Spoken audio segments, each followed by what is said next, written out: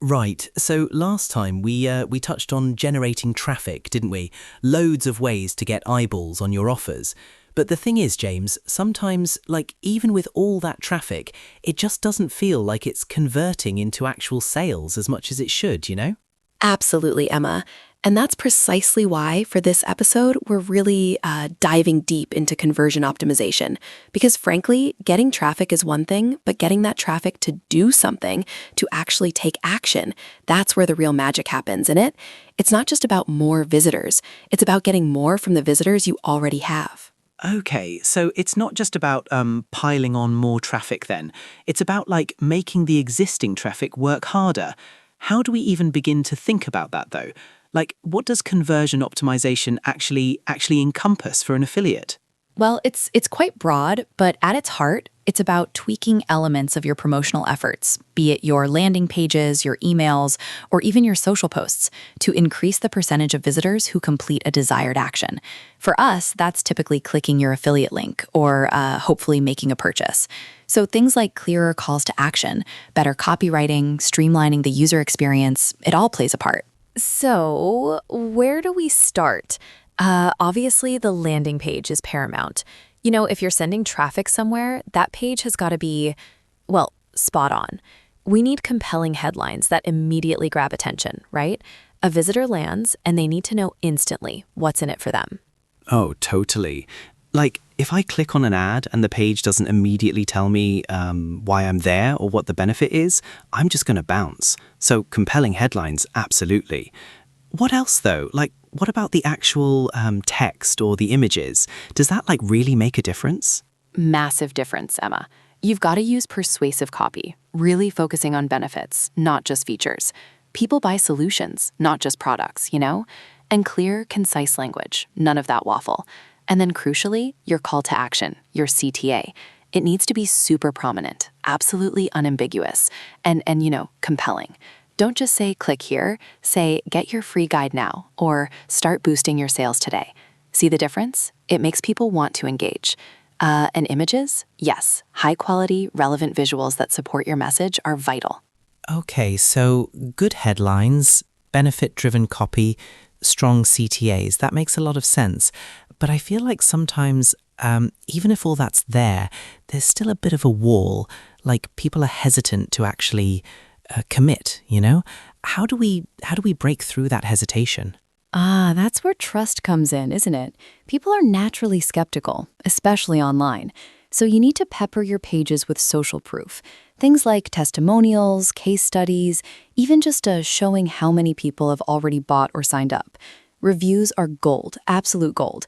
If other people are raving about it, new visitors are much more likely to think, oh, well, perhaps this is legitimate and worthwhile then. Yeah, I definitely look at reviews before I buy anything now. That's so true. But then, what about the flip side? Like, if they trust it, how do you get them to act now? Do you know what I mean? Instead of just like bookmarking it for later and then forgetting. Excellent point. You need to inject a bit of urgency or scarcity, but obviously authentically.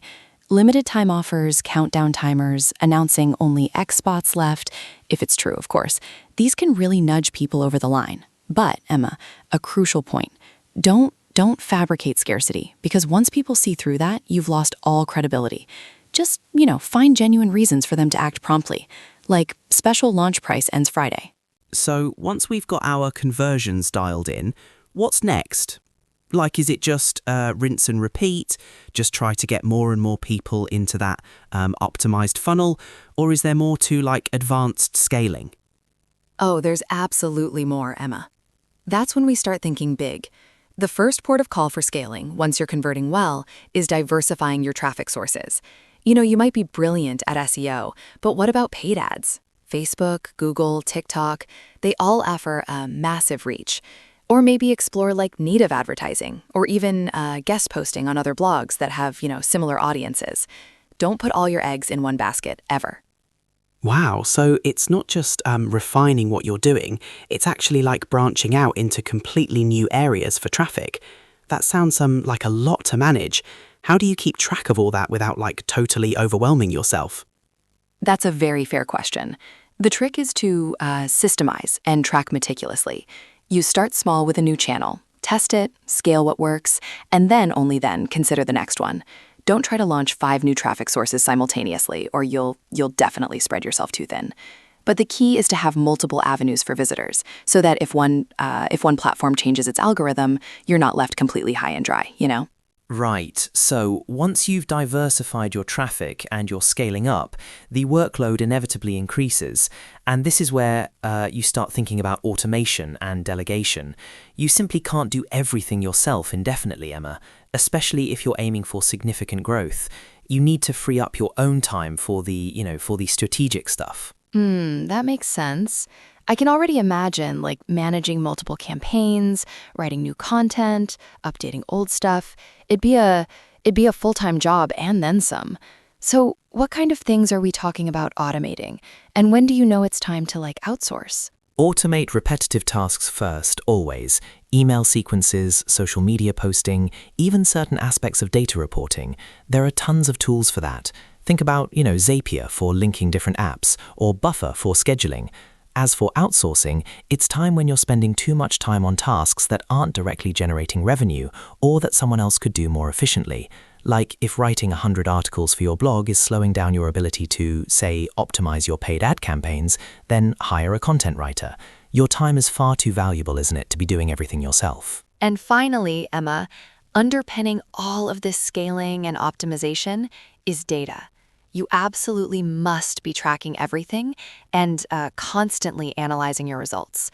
I mean, without data, you're just guessing, aren't you? It's like trying to navigate a ship in the fog. You need to know what's working, what's not, and crucially, why. Okay, data is king, I get it. But for someone who isn't like a total analytics whiz, how do you even start to make sense of all that information?